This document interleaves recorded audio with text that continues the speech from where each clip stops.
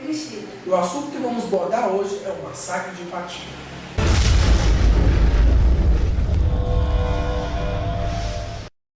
Agora, vamos ver uma reportagem que a nossa repórter Emily Cristina fez no Parque Ipanema, entrevistando pessoas para saber se conhecem ou não o massacre de Ipatinga. Massacre de Ipatinga. Hein? Massacre de Ipatinga. Conhece? Ou já ouviu falar? Sim, foi em 1963. Essa possibilidade de falar sobre o massacre de agora, do presente e do futuro. Verdade, mas a gente Eu tem que não fazer concordo por com causa... esse tipo de coisa, de relembrar coisa ruim. Massacre Massacre de Ipatinga. Conhece? Não, mas...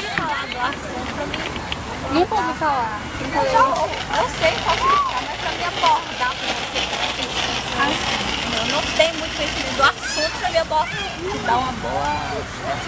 Eu conheço muito pouco, mas historicamente eu tô lembrando de algumas informações que teve, né? Você ouviu o jornal? Eu tenho até conteúdo em casa disso, revista, né?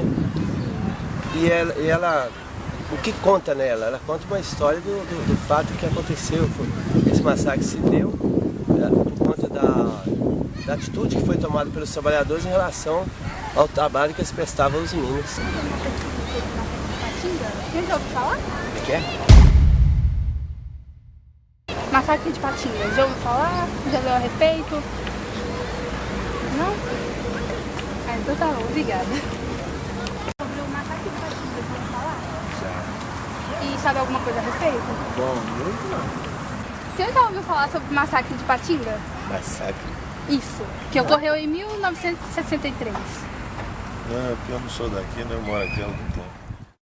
E agora, nosso repórter Gabriel Carvalho foi entrevistar o autor desse livro, José Augusto. Eu gostaria que você falasse como foi o massacre, o que causou o massacre. Pois é, na realidade, Ipatinga era uma cidade de 60 casas, 300 habitantes. De repente, no final da década de 50, vieram para cá 10 mil pessoas para construir e operar o minas. Era uma cidade que não tinha nenhuma infraestrutura. E com isso, a notícia espalhou no Brasil inteiro, então veio muita gente para cá à procura de emprego, e alguns não acharam, moraram em barraco. E a Minas, naquela época, começou a funcionar dentro de uma filosofia, parte dela japonesa, né, junto com o brasileiro, e existia uma carência muito grande de infraestrutura. Então o pessoal, o cara vinha para trabalhar aqui, não tinha lazer, não tinha praticamente lugar onde morar, né? E o cara que só trabalhava. E começaram a acontecer muitas coisas dentro da Minas, por exemplo. Começou a subir muita coisa, roubos, né? E na alimentação, né, o pessoal almoçava no bandejão e começaram a existir as greves. Existia aqui uma cavalaria que policiava a cidade, que não tinha nenhum preparo para policiar uma cidade siderúrgica. E os vigilantes das Minas eram praticamente bate-pau, né? Os caras não tinham também nenhum traqueio para ser vigilante. E uma greve, ou melhoria de condição de vida, melhoria do salário. E fizeram uma greve geral, fizeram piquete, não deixaram ninguém entrar na usina. O Alzirino mandou um caminhão de soldado para lá, ela que deu a ordem, e foi um caminhão com mais ou menos 9 soldados a princípio, depois foram mais reforços de 19 soldados, mais ou menos. E essa turma começou a juntar em frente ao caminhão. Enquanto isso, existia uma reunião lá no escritório central para acabar com isso, chegar num acordo e acabar com essa greve. Só que, como tudo que acontece no Brasil, as coisas são demoradas, e o pessoal não aguentou, né? Parece que o peão, lógico, deve ter jogado pedra no soldado também, e o pessoal começou a atirar. Oficialmente morreram 9 pessoas, mas você imagina um soldado em cima do caminhão atirando de metralhadora numa massa de 3 mil funcionários. Então existe depoimentos diferentes, mas na realidade morreu muito mais gente do que a própria usina fala que são 9 pessoas. E eles dizem que o shopping do Vale foi construído em cima do... Não, isso é um bobagem. Não tem nada a ver com o shopping do Vale. Isso aí é papo de... Inclusive eu queria tão caso que o pessoal falou aí, porque o shopping está ali, você atravessa a Pedrinhada, atravessa a linha do trem, na frente tem uma transportadora. Foi ali que aconteceu, onde hoje é o MEC, perto do onde. O meu pai trabalhava lá no dia, certo? E era almoxarifado da usina. E nada com shopping do Vale. Por que você acha que os Minas tentam esconder esse assunto até hoje? Na realidade, a Usiminas não esconde esse assunto. Ela não fornece muita informação. O período depois, logo depois, outra coisa que tem que ficar muito claro, que algumas pessoas falam, que isso aí está vinculado ao regime militar. Certo? E, primeiro que não é isso. Isso foi um caso isolado na cidade. E quando você fala que ela está vinculada ao golpe militar, você exime a Usiminas da culpa que ela tem. Entendeu? Porque se você falar que foi um golpe militar, é culpa do governo, não é da Usiminas. E na realidade não é isso. A culpa é da Usiminas, a culpa é da cavalaria, certo? Do policiamento e do governo do Estado. As pessoas? Ah, tá. A Usiminas, ela teve um período muito complicado. Ela dava pão e circo, mas tomava a identidade da pessoa. O que era isso? Ela dava emprego. A empresa ela foi construída o seguinte: ela tinha empresa, você trabalhava nela, aí você estudava no colégio dela, que era o Colégio São Francisco, você comprava no armazém dela, que é a Afonso, entendeu? Então tudo era ligado a ela, certo? Depois foi criada a musicultura, que é ligada a ela. Então, se você comparar isso com aquela antiga senzala, é a mesma coisa. Era a fazenda, né? E os periféricos dela. Então, você trabalhava nas Minas e se você fizesse alguma coisa ou falasse alguma coisa contra a cartilha da empresa, você não arrumava emprego em lugar nenhum no Brasil mais. Porque era estatal, né? E ela tinha uma lista que ela registrava o nome da pessoa e você não conseguia. Quando o seu pai ia aposentar, ela falava assim para o seu pai: você não precisa mais da Usiminas, mas seu filho precisa. Entendeu? Então ela criou esse cadastro que até terminou aí com 4 mil nomes, mais ou menos, de pessoas não gratas para a Usiminas. Então ninguém falava nada. Se você pegar um aposentado até hoje, você não consegue que ele fale alguma coisa, entendeu? Tem essa sombra ainda. E também veio com esse período do regime militar, né? Então, alguns presidentes das Usiminas que estão sendo feitos bustos e homenagens para ele, foram os responsáveis por essa lista de coisas. Então, foi um período muito complicado. A gente percebeu que quando a gente foi agora há pouco ao Parque Ipanema perguntar às pessoas se conhecem ou não o massacre. Aí um senhor, a gente foi entrevistar ele ficou calado, só mexia a cabeça e dizendo sim ou não com gestos. E não queria falar do assunto. A gente aproximava eles eram ameaçados diretamente pelos Minas ou só nesse caso? Não, todos os casos. A Uzi Minas, ela montou o que a gente chamava de Aracoma. Alguns deles estão vivos até hoje. Então, por exemplo, você ia no bar, a gente morava no Cairu, por exemplo. Então tinha uns bar que a gente frequentava. Ali tinha um cara sentado e anotando. Quando você chegava na empresa, no outro dia, o chefe seu falava, você estava assim, você falou isso, assim. Então era tudo assim, catalogado, você era jogado na sua mão, entendeu? Então você não tinha uma privacidade, você não tinha uma identidade, entendeu? Era vigiado 24 horas pelo... Tratado como escravo, praticamente. E você, por exemplo, o seu filho não poderia estudar no Colégio Inclusive, entendeu? Se você estivesse lá naquela lista. Hoje em dia se fala que antes a empresa era do governo e hoje ela é privada. Sim. O São Francisco e o Shopping do Vale pertencem ainda aos Minas? Não, o Colégio São Francisco ele pertence a uma fundação, né? Colégio e o Hospital Masculino pertence a uma fundação da Uzi Minas. Indiretamente me pertence aos Minas. E o Centro Cultural Uzi Minas. Hoje são diferentes. É Centro Cultural e Shopping. Entendeu? O shopping é uma parte do Centro Cultural. Então, os Minas hoje tem como fundação lá, o Centro Cultural, o Hospital e o Colégio São Francisco.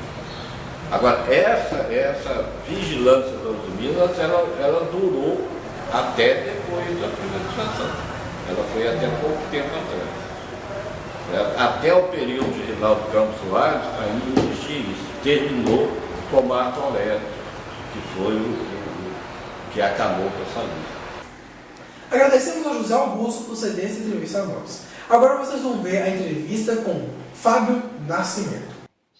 Olá, Gabriel. Eu vou responder então suas perguntas uma a uma.